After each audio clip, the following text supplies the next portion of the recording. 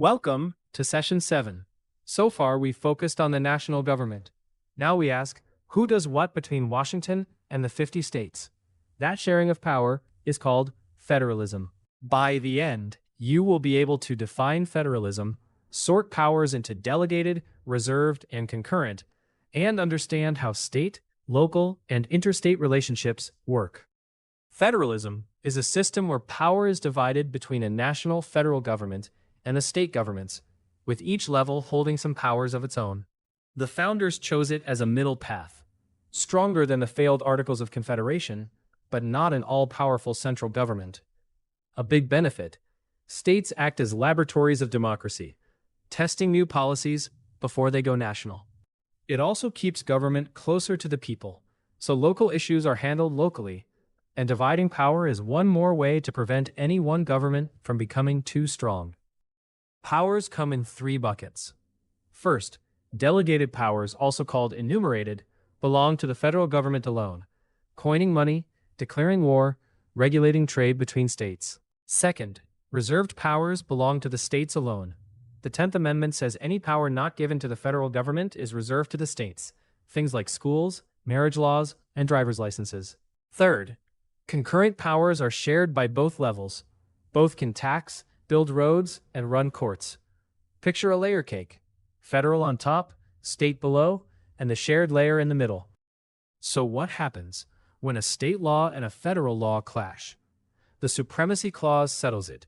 A valid federal law beats the conflicting state law. We call that federal preemption. But there's a limit.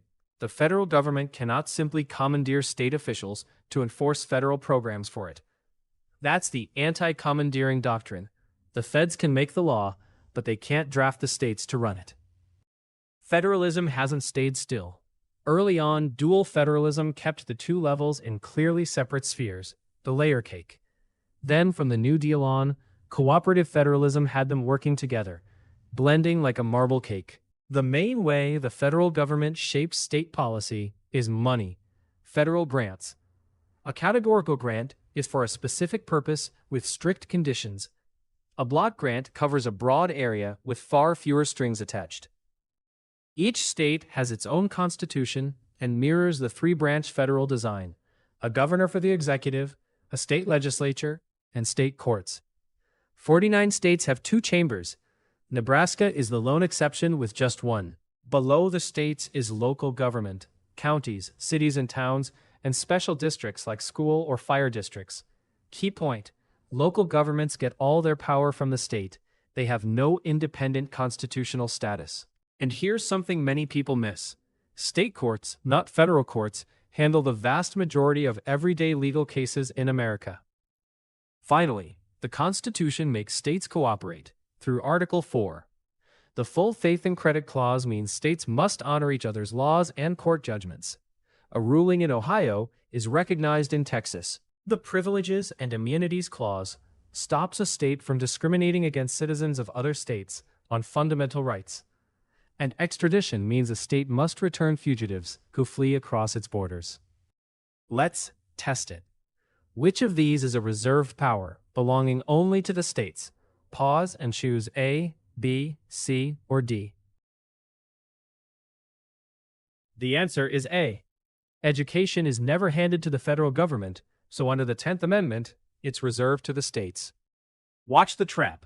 Coining money, declaring war, and regulating interstate commerce are all delegated powers, federal only. Education is the reserved one. Let's recap Session 7. Federalism splits power between the nation and the states. Powers are delegated to the federal government, reserved to the states, or shared as concurrent powers, with the 10th Amendment reserving anything unlisted to the states. When laws conflict, the Supremacy Clause means federal law preempts state law, and states mirror the three branches, while local governments get all their power from the states.